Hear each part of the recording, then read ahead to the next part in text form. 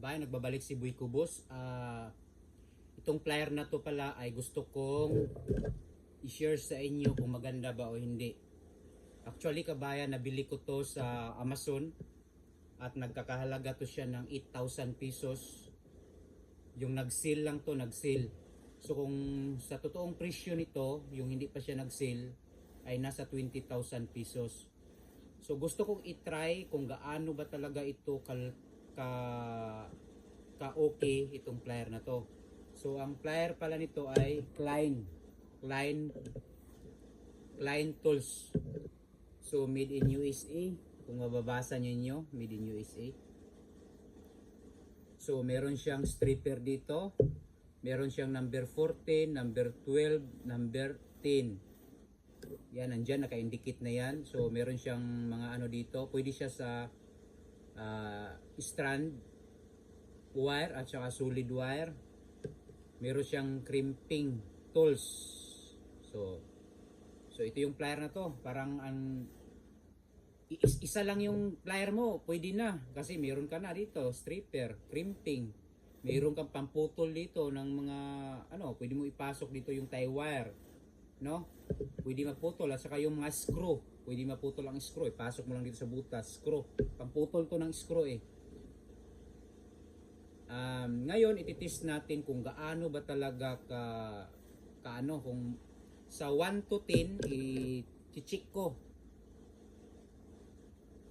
So puputulin natin tong number 14 na wire kung gaano ba talaga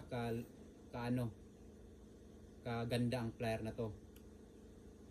Medyo hindi siya na try natin. Okay, number 14, number 12. Okay. Parang gunting. Number 10.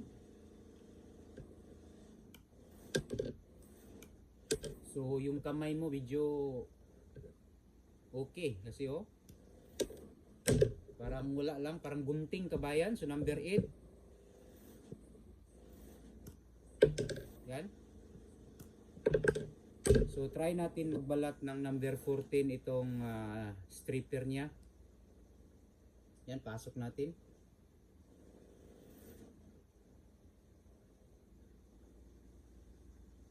Ang lupit kabayan ng stripper. So titingnan natin kung meron bang napakaganda kabayan kasi hindi siya nasugatan yung wire niya sa loob. So try natin ulit.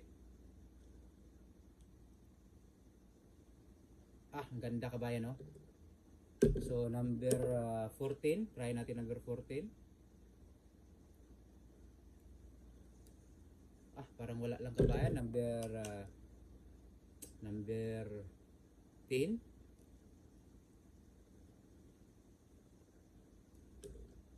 Ang maganda dito kabayan yung stripper niya kasi nga hindi siya nasugatan yung strand niya sa loob, yung wire niya hindi na sugatan talaga Tapos maganda yung pagkaputol So ito kabayan, wala tayong pamputol dito kasi hanggang 10 lang to number 8 to. So maganda. Nagkakahalaga to sa dito ko lang binili dito sa ibang bansa. Napakalupit kabayan. So napakaangas ng plier na to. So kung i-rate ko to sa 1 to 10, nasa mga 11. Ang ganda. Ang ganda kabayan Ganda ng plier. Ang haba nito ay 9 inches. Yan, mayroon mga nakasulat dyan. Ito. Napakaangas na plier na to. So, check muna natin sa pag-splicing kung gano'n. Tingnan mo kabayan, parang wala lang Tingnan mo. Parang wala lang. Kung splicing naman, magpigtil tayo. Madali Hindi siya gaano kabigat, tama-tama lang yung bigat niya. Yan.